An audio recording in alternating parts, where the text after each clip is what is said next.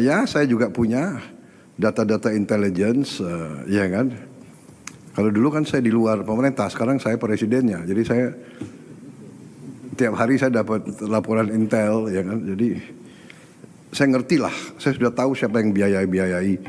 Pada saatnya lah kita tertibkan itu semua. Tapi sekarang saya masih berusaha dengan cara-cara yang meyakinkan.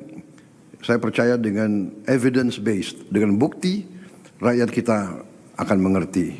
Kita harus adjust dengan kebijakan atau dengan harga minyak global, tapi kita mesti ceritakan ke masyarakat kita bahwa kita pasti berhasil mengendalikan itu karena pengalaman selama ini kita berhasil. Jadi kita nggak usah takut Pak. Jadi yang analis-analis yang di TikTok, di YouTube yang bilang kita hancur, itu sama sekali nggak pernah ngelihat data Pak. Keadaannya seperti ini Pak. Baik, terima kasih. Mungkin itu dari saya Pak. Terima kasih Pak. Terima kasih.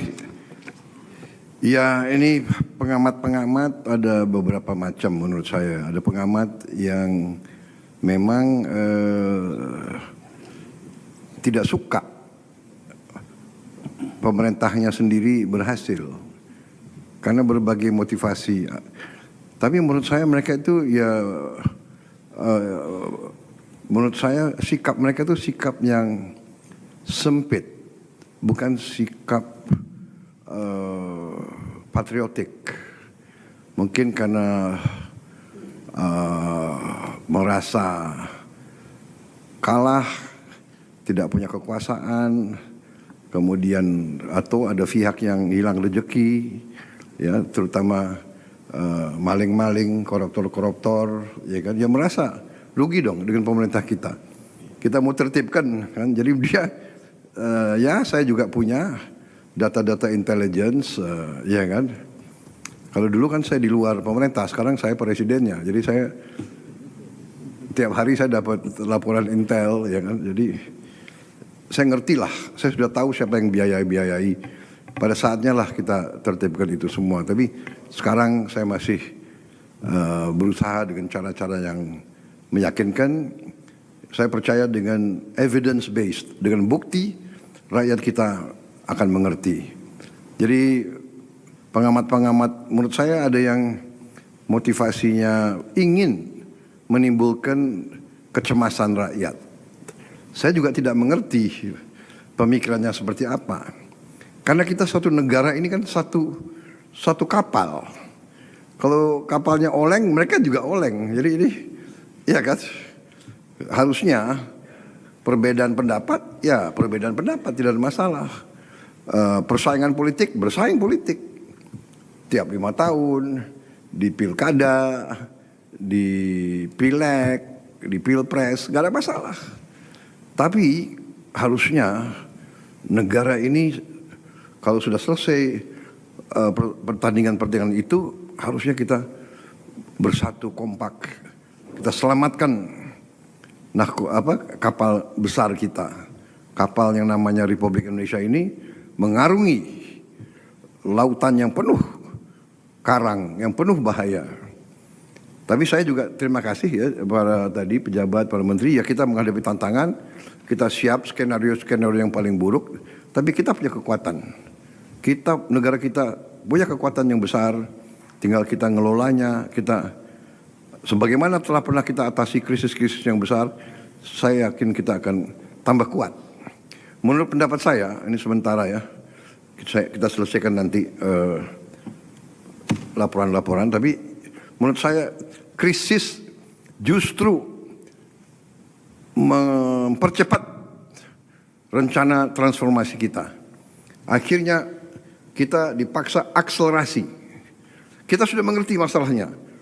Dari dulu kita ingin swasembada pangan, swasembada energi. Kita sudah mengarah ke situ. Tapi sekarang akan mempercepat. Kita sudah tahu bahwa kita harus melakukan pengalihan energi kepada energi terbarukan, kepada energi yang kita miliki sendiri. Kita sudah paham itu. Ini mempercepat.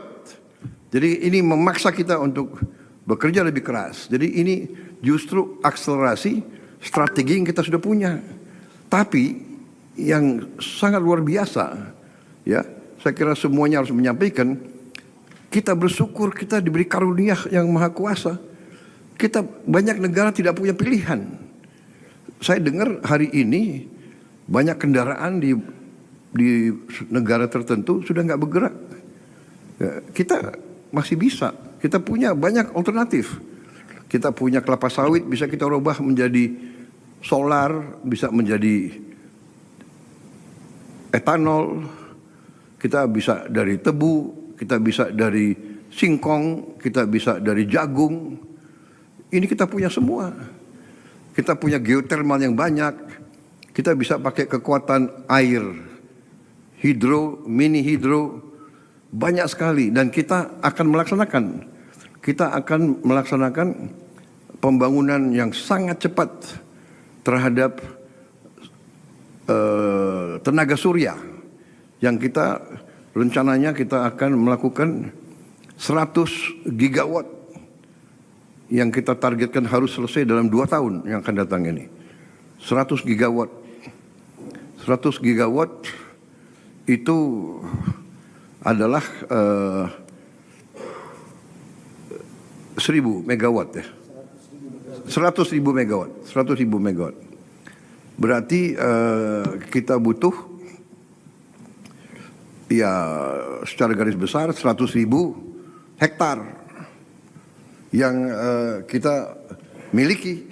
Ya, saya dapat laporan dari ATR ya Pak Nusron ya di Jawa Barat saja kita punya 67.000 hektar lahan ya.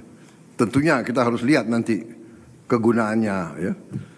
Di Jawa saja BUMN kita perhutani punya 800.000 hektar yang bisa kita gunakan. Jadi kita juga menemukan ladang gas yang besar di Andaman, ya kan, yang sudah diketemukan dan akan dikerjakan dalam waktu singkat oleh Mubadalah. Itu juga kita bisa bikin jaringan. Kalau tidak salah sebentar lagi kita bisa buka jaringan gas dari utara Aceh terus ke selatan, ke Sumatera, kemudian ke Jawa. Kita juga sebentar lagi akan membuka ladang Masela, juga ladang gas yang sangat-sangat besar. Jadi kita juga ketemukan terus ladang-ladang di Papua dan di tempat lain.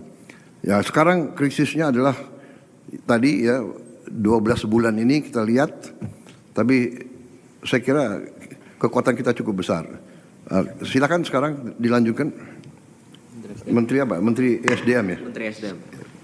Siap, izin Bapak Presiden, Bapak Ibu semua yang kami hormati, melanjutkan atas arahan Bapak Presiden menyangkut dengan kesiapan kita dalam menjelang hari raya, khususnya untuk di bidang BBM dan LPG. Minta slide. Bapak Presiden, kami laporkan